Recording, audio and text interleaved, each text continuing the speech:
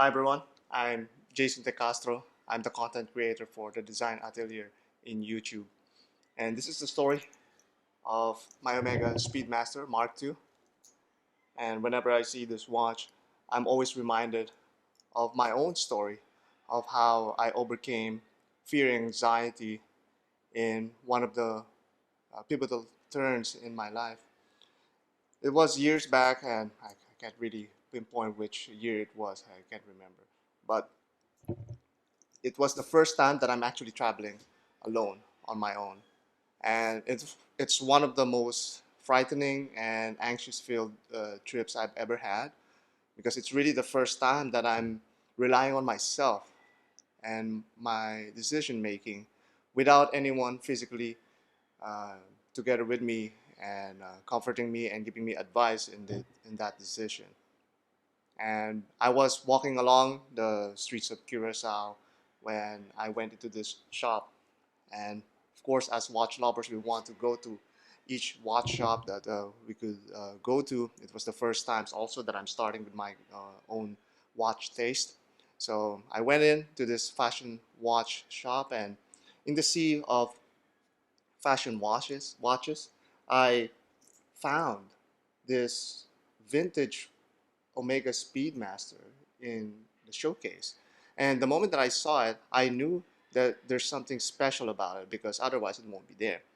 Now, when I was able to examine the piece, make sure that it's authentic, look up all of the many different details if the chronograph works, the integrity of the case, and the mineral crystal, I was able to realize that I'm actually able to gather all of this information, this knowledge, this well of wisdom I've built up through the early years of my watch collecting, and actually make a sound decision and purchase something.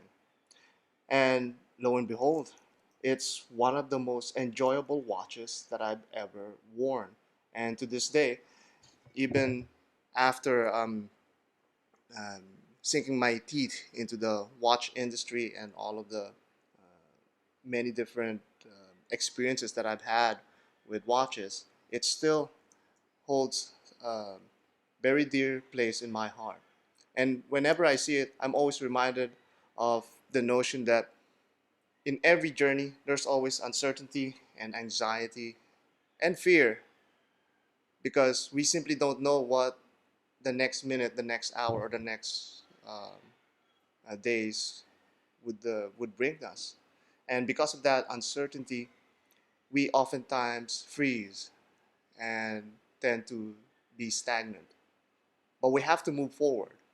And that's that lesson that I learned through that trip is truly something that stuck with me up to this day. Like we have recently have life-changing situations that affected all of us.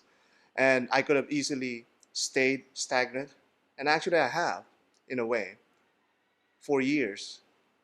Because creatively, I've always been a design person and I've always been someone who loves design and why things work.